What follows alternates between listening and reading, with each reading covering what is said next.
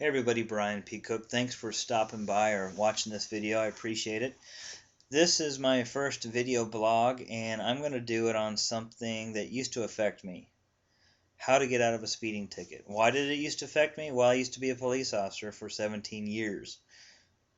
So I was on the other side of the badge. So about 2.5 months ago, I got a speeding ticket. Now, I don't know if I'm guilty or not because I haven't been to trial, so I'm not going to say anything about that. But I was stopped, and I just want to give you a few tips to help you out if this happens to you. So if you do get stopped, pull over to the right, pull over the shoulder as far as you can. If it's at nighttime, turn your interior lights on, put your hands on top of the steering wheel, and don't do anything until the officer tells you to do it. When he comes up there and he asks you, do you know why I stopped you? Your question or your answer should always be no, I do not. Because what I used to do, that's the question I would ask. And a lot of people would admit guilt. They'd say, I was speeding. So that was my question. And then he's going to ask for your driver's license, registration, insurance. If it's in the glove box, tell him you're going into the glove box or you're going into your wallet. Communicate your intentions. That shows the officer that you're being respectful. Now, this is important. Before he goes back to his police car, make sure you ask for a break. It could be as simple, sir, I'm sorry, I didn't mean to waste your time. Do you think there's any way possible you could please just give me a break this one time, either a written warning or a verbal warning? If you don't ask, you don't receive. And what I know is once he leaves the side of your car to go back to his car, you're most likely getting a ticket. So keep that in mind. Now you get that you've gotten a ticket. There's going to be a court date on the back. Oh yeah, back to the ticket. Make sure you sign it, because if you don't, you're going to go to jail.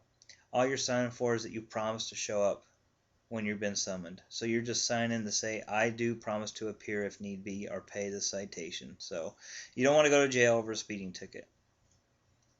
Now the court date comes up. So you go, like here in Southern California, you can ask for an extension online. Do that. If not, go and report to the court, talk to the clerk, ask for an extension, go back at the end of the extension, and then plead not guilty.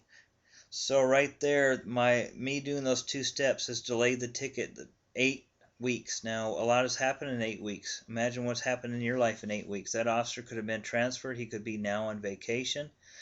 Who knows where he could be. Now, when she asked me to reset it, she gave me 2 times, 10 a.m. or 2 p.m. Now, the officer wrote me at night, so I assume he's a night shift officer, and I did it for 10 a.m., hopefully, catching him off. Now, some could say he'd want the overtime, but I'm going to take the chances and go with the morning. Get to court. You can ask the court officer or the clerk what he looks like, or to let you know when he gets there. If he gets there, go talk to him. Say, hey, you wrote me a ticket. Do you think there's anything we can do about it? Because he can dismiss it right there. Now, don't be afraid. He's human too. The judge is human. Everybody's human. Just go and ask. Just ask questions. That's also going to be the key to your business if you're watching this from a business aspect, is questions. So go ask him questions. Now, if he doesn't want to dismiss it, that's fine. Here's what's going to happen. You're going to go in front of the judge. The judge is going to let the officer talk first. He's the prosecuting side. You're the defense. He's going to state his case. Now, you're going to state your case. You want to tell some history, good parts about you and why the judge should believe you. Establish that you're a good person.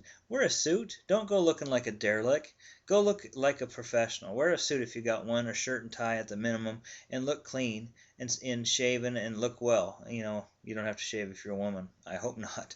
And then establish why you're believable. And then ask the officer questions. How did you stop me? He probably mentioned it already. Radar, pace, or whatever.